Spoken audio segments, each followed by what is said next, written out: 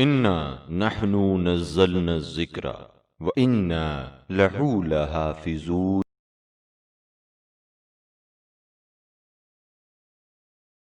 اعوذ باللہ من الشیطان الرجیم، بسم اللہ الرحمن الرحیم۔ رب اشرح لی صدری ویسر لی امری واحلل عقدۃ من لسانی یفقہوا قولی یا مقلب القلوب ثبت قلبی علی دینک۔ بسم اللہ الرحمن الرحیم۔ قال رسول اللہ صلی اللہ علیہ وسلم من عرف نفسہ فقد عرف ربہ۔ السلام علیکم ورحمۃ اللہ وبرکاتہ۔ ہمارے درس کا آغاز یہ کتاب جو بہت ہی اخلاقیات کے لیے بہترین کتاب ہے، جس کو مولانا حجت الاسلام مولانا احمد فراقی نے لکھا، اور جو ہے وہ عروج السعادہ کے نام سے مشہور ہوئی۔ عروج السعادہ، بہت سارے علماء کرام اپنی مجالس کے اندر اس کتاب کا تذکرہ کرتے ہیں، اور جب یہ عروج السعادہ کا ترجمہ ہوا تو ترجمہ عروج السعادہ کا معراج السعادہ کے نام سے ہوا۔ تو دونوں نام جو ہے وہ اس کتاب کے اوپر موجود ہیں، عروج السعادہ اور معراج السعادہ، اور اخلاقیات کے لیے اور بہت سارے احادیث کے حساب سے یہ کتاب بڑی بہترین کتاب ہے۔ اور اس کی پہلی فصل جو ہے وہ ہے ہی اپنے نفس کی شناخت کے بارے میں، اپنے آپ کے بارے میں۔ دیکھیں، انسان جو ہے وہ ایسا موجود ہے کہ جس کی شناخت اگر ہو جائے تو وہ بلندیوں کے درجات چھو لیتا ہے، اور یہی انسان کی حالت ہے۔ اگر آپ اپنے آپ کو پہچان لیں تو رسول خدا نے فرمایا کہ اگر تم اپنے آپ کو پہچان لو، اپنے نفس کو پہچان لو، تم خدا کو پہچان لو گے۔ من عرف نفسہ، اگر اپنے آپ کو پہچانا تو بالتحقیق فقد عرف ربہ، بالتحقیق آپ نے خدا کو پہچان لیا۔ یہ اتنی بڑی ایفرٹ ہوگی اگر انسان اپنے آپ کو پہچان لے۔ کیونکہ اپنے نفس کا پہچاننا، اگر پہچاننا کیوں ضروری ہے؟ سب سے پہلا سوال کیوں ضروری ہے؟ اس لیے ضروری ہے کہ ہر انسان دنیا اور آخرت کی کامیابی چاہتا ہے، ٹھیک ہے؟ جب دنیا اور آخرت کی کامیابی چاہتا ہے، یہ باتوں کا ایسا ہوتا ہے کہ جب آپ کو ایک فارم فل کرنا ہوتا ہے کسی بھی چیز میں ایڈمیشن لینے کے لیے، اور اس کے بعد درجہ بدرجہ آپ جاتے ہیں، تو سب سے پہلے آپ کو اپنا ڈیٹا اس فارم پہ فل کرنا ہوتا ہے۔ سمجھ لیں، اگر آپ اپنے نفس کی اصلاح چاہتے ہیں، بالکل یہ ڈیٹا ہے جو آپ نے فراہم کرنا ہے کہ نفس کیا ہے، اس نفس کی کیفیت کیا ہے، بیمار ہے، تندرست ہے، آیا گناہ گار ہے، خطا کار ہے، یا متقی اور پرہیزگار ہے، بات مانتا ہے نہیں مانتا، کنٹرول میں ہے کنٹرول میں نہیں ہے۔ جیسا کہ قرآن میں خدا نے اسی نفس کے بارے میں کہا، سا نُرِیہِم آیاتنا فی الآفاق وفی انفسہم حتی یتبین لہم انہ الحق، یعنی ہم عنقریب ان کو اپنی نشانیاں آفاق عالم میں اور خود ان کے نفس میں دکھلائیں گے، یہاں تک کہ ان پر یہ بات کھل جائے گی کہ حق کیا ہے۔ جب آدمی اپنے آپ کو پہچانتا ہے تو پھر کیا کرتا ہے؟ وہ تحصیل کمالات کا شوق بڑھ جاتا ہے۔ اور جب دیکھیں، کوئی بھی چیز جب ہم نہیں جانتے تو اس کا مطلب اپنے آپ کو ہم نے سب سے پہلا علم ہمارے ہوتا ہے کہ ہم نے پہچان لیا کہ ہم یہ فلاں چیز نہیں جانتے تو یہ نہ جاننے کا علم ہمیں جاننے کی شوق تک لے آتا ہے۔ کیونکہ آدمی کی حقیقت ہے، ہر انسان ایک جوہر ملکوتی جو اس عالم جسمانی میں آیا ہوا ہے۔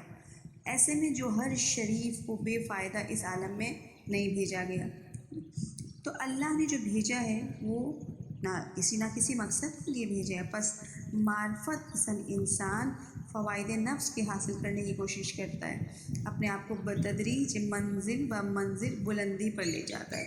اگر آپ کہیں کہ میں اپنی حقیقت کو پہچانتی ہوں تو ہرگز ایسا پہچاننا نیک بختی کی دلیل نہیں ہے۔ آپ کی شناسائی منزل پر نہیں پہنچائے گی۔ آپ کے ساتھ باقی حیوانات جو اپنے آپ کو اسی طرح پہچانتے ہیں، کیونکہ آپ اپنے ظاہر کے سوا سر، منہ، آنکھ، ناک، گوشت پوست کو کچھ نہیں پہچانتے، اور اپنی باطنی حالت کی معرفت صرف اس قدر ہے کہ جب آپ کو بھوک لگتی ہے تو آپ کھانا مانگتے ہیں، جب غصہ آتا ہے تو انتقام لیتے ہیں، کوئی خواہش نفسانی ہوتی ہے تو اس کے حصول کی کوشش کرتے ہیں۔ ان افعال میں تمام حیوانات اور ہم برابر ہیں۔ اگر آپ کی حقیقت یہی ہے تو کس وجہ سے درندوں اور چوپاؤں پر آپ کو فخر حاصل ہے؟ پھر کیوں خدا نے کہا لقد خلقنا الاحسن فی احسن تقویم کہ ہم نے انسان کو بہترین کیا، سب سے اشرف المخلوقات ہونے کا شرف آپ کو کیوں حاصل ہے؟ تو خدا فرماتے ہیں فضلناہم علی کثیر ممن خلقنا، ہم نے فرزند آدم کو تمام مخلوقات فضیلت دی ہے۔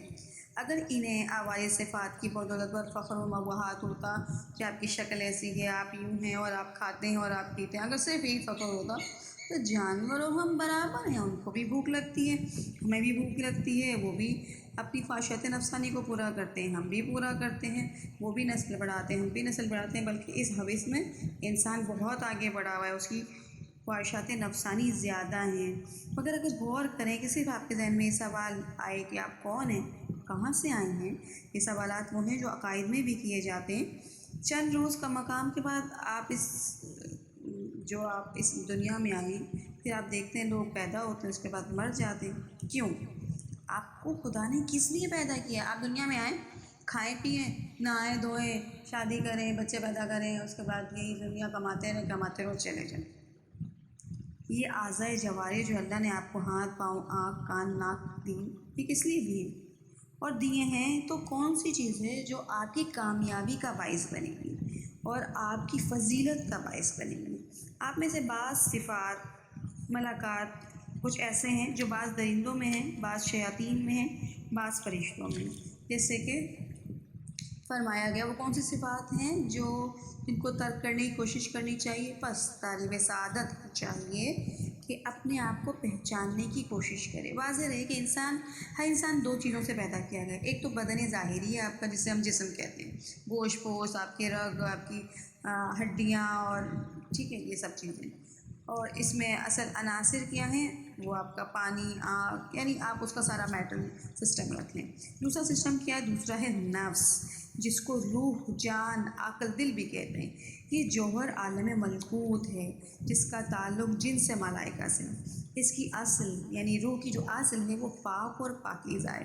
اسے خداوند عالم نے چند مصلحتوں کے لیے، جس کا بیان جو ہے وہ انشاءاللہ آگے آئے گا، اپنی قدرت کاملہ سے پیدا کیا۔ اس کا تعلق اس ظاہری بدن سے قرار دیا، اس کو قید خانہ تن میں مقیم اور محبوس رکھا۔ جب موت آئے گی تو نفس بدن سے نکل جائے گی، آپ نفس کہہ لیں، اس کو روح کر لیں، جو بھی کہہ لیں، اور وہ اپنے عالم کی طرف رجوع کرے گی۔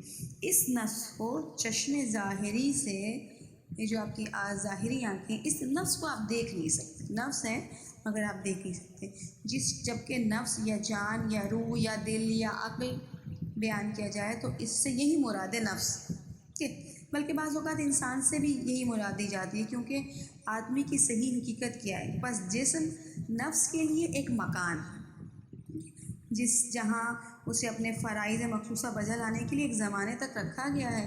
واضح ہو، حقیقت بدن کا پہچاننا پھر بھی آسان ہے، اس لیے کہ وہ جنس مادہ ہے، اور حقیقت مادہ کا پہچاننا کوئی مشکل نہیں ہے۔ جو آپ کو نظر آ رہا ہے آپ بتا سکتے ہیں یہ ہاتھ ہے، یہ کان ہے، یہ ناک ہے، لیکن نفس کس میں مجردات ہے، اس میں کیا ہے جو نظر نہیں آ رہی ہے آپ کو، ظاہری آنکھوں سے آپ نہیں دیکھ سکتے، اس کی حقیقت کو پہچاننا جو ہے وہ ذرا مشکل ہے۔ یہی وجہ ہے کہ حضرت رسول خدا احمد مجتبیٰ نے فرمایا، جب اس حقیقت کو دریا کی گئی اور پوچھا گیا تو آپ نے جو ہے تأمل کیا اور فرمایا وَيَسْأَلُونَكَ عَنِ الرُّوحِ قُلْ الرُّوحُ مِنَ الْأَمْرِ رَبِّي۔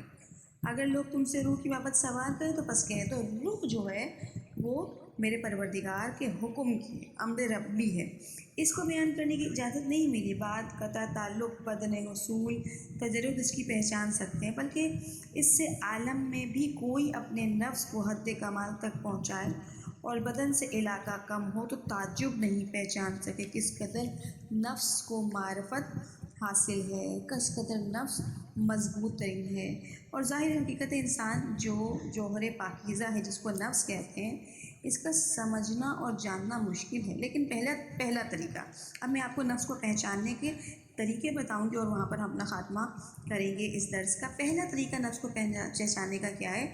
اگر غور کریں تو یہ بھید کچھ نہ کچھ کھل سکتا ہے، بشرطے دل کو غبار جسمانیت سے پاک کر لیں، الائی کے شہوات، حیوانات کو کس قدر دور کر ڈالیں، آئینہ دل کو اس عالم کے ضم اور قدورت سے پاک کریں، کبھی کبھی غیر سے منہ پلٹنے کر دوستی اور حقیقت جو ہے وہ حقیقی خلوت جو ہے وہ ضروری ہوتی ہے، حضور قلب جس سے عالم انوار کی طرف متوجہ ہوتے ہیں، خدا کی طرف، عجائب ملک و ملکوت، بادشاہ یازدال میں تفکر، یعنی نفس کا پہلا طریقہ غور و فکر ہے۔ جب آپ غور و فکر کریں گے تو آپ نفس کو جان لیں گے، یہ وہ یقین کرے گا اس کی ذات اس عالم جسمانی میں نہیں ہے بلکہ وہ کسی اور عالم میں ہے، وہ تو ہے ہی نہیں۔ جسم اور روح خود بخود غور کرنے سے الگ الگ معلوم ہو جائیں گے۔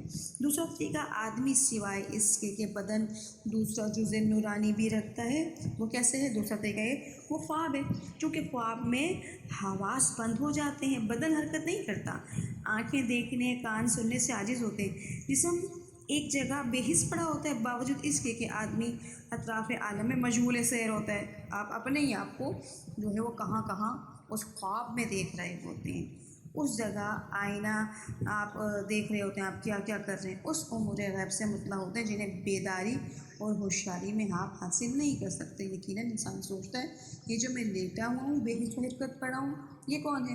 اور یہ جو خوابوں میں گھوم رہا ہے یہ کون ہے؟ ایک اور طریقہ ہے کہ آدمی تمام علوم اور صنعتوں کو پہچانے کی قوت کرے، اس کے ذریعے سے کوشش کرتا ہے، حقیقت اشیاء کو سمجھتا ہے۔ اب وہ چند امور جو اس عالم سے نہیں ہیں وہ اس کے دل میں کیوں کر آئے، وہ انہیں اس نے کیسے سمجھا؟ بے شک کہنا پڑے گا کوئی جوہر باطنی ہے جس کا نام نفس، کوئی اندر کی ایک طاقت ہے، اس پر بھی غور کیجئے۔ قوت فکر انسان کو ایک لحظے میں مشرق سے مغرب، زمین سے آسمان تک پہنچاتی ہے، حالانکہ اس کا تن اس عالم خاک میں ہے۔ اس سے صریح طور پر معلوم ہوا کہ کوئی دوسری طاقت ہے جو بجلی سے بھی زیادہ سریع تیز ہے، یہی حقیقت انسان ہے اور اسی کو نفس کہتے ہیں۔ حاصل کلام یہ، جو کوئی تھوڑا بھی غور کرے گا تو اس پر یہ امر پوشیدہ اور مخفی نہیں رہ سکتا کہ کتاب خدا اخبار معصوم یعنی قول معصوم میں اکثر مقامات پر اس کی نسبت اشارہ کیا گیا ہے۔ خاتم المرسلین فرماتے ہیں قل لروحی من امر ربی، یعنی ان کے جواب میں یہ کہو حقیقت روح سے سوال کرتے ہیں، وہ کیا ہے؟ وہ عالم امر میں سے ہے۔ وَلِلَّهِ خَلَقَ وَالْأَمْرَ، مالک عالم امر و عامل خلق خداوند عالم ہے۔ واضح ہو کہ جو کچھ پیمائش اور مقدار میں آئے اس کو عالم خلق کہتے ہیں، جس کا تعلق پیمائش اور مقدار میں نہ آئے، سمجھ رہے ہیں نا آپ بات کو؟ پیمائش اور مقدار میں نہ آئے وہ عالم امر ہے، جو نظر آئے، جس کو دیکھ سکتے ہو، جس کا حاجم ہو، جس کو چھو سکتے ہو، وہ کیا ہے؟ اس کو آپ پیدائش کرتے، وہ عالم خلق ہے۔ جس کو آپ چھو ہی نہیں سکتے وہ کیا ہے؟ وہ امر ہے۔ پس روح کا تعلق عالم امر سے ہے کیونکہ اس کی مساحت نہیں ہو سکتی۔ رسول خدا نے فرمایا تم اس عالم خلق میں رہ کر عالم امر کی اشیاء کی ماہیت نہیں سمجھ سکتے۔ ایک اور مقام پہ قرآن میں آپ نے سنا ہوگا، امام حسین کے لیے مشہور ہے یہ آیت، سورہ جمعہ کی آیت ہے، یا ایھا النفس المطمئنہ ارجعی الی ربک راضیۃ مرضیہ۔ پھر کہا والنفس وما سواہا قد افلح من زکاہا وقد خاب من دساہا، یہ نفس کے بارے میں۔ پھر مولا کائنات نے فرمایا خلق الانسان ذائقۃ الناطقہ، یعنی انسان صاحب نفس خلق کیا گیا ہے اور اس کے معقولات کو معلوم کرتا ہے۔ یہ نفس میں اور انسان کے اندر کیا فرق ہے؟ انشاءاللہ عروج السعادہ کے اگلے درس میں ہم اس کو بیان کریں گے۔ یہ ہم نے اس درس میں جان لیا کہ نفس اور جسم دو الگ الگ چیزیں ہیں، ایک انسان کا ظاہر ہے، ایک انسان کا باطن ہے۔ کس پہ زیادہ توجہ دینے کی ضرورت ہے جو دنیا اور آخرت میں آپ کو کامیابی کی منزلوں تک لے جائے گا، اور اس کو کس طرح جو ہے وہ ہم نے تربیت دینا ہے، کس طرح اس کو پالنا ہے، کس طرح اس کو بڑھانا ہے، انشاءاللہ ہم اپنے اگلے درس میں اس کو بیان کریں گے۔ وآخر دعوانا الحمدللہ رب العالمین۔ خوش رہیے، آباد رہیے، اپنا خیال رکھیے، اپنے ارد گرد کے لوگوں کا خیال رکھیے، اور نفس کی بلندی اور انشاءاللہ کمال تک پہنچنے کی کوشش کیجیے۔ والسلام علیکم ورحمۃ اللہ وبرکاتہ۔ سبسکرائب کیجئے ذکر ٹی وی اور اس علم کے سفر میں ہمارے قدم کے ساتھ قدم ملائیے۔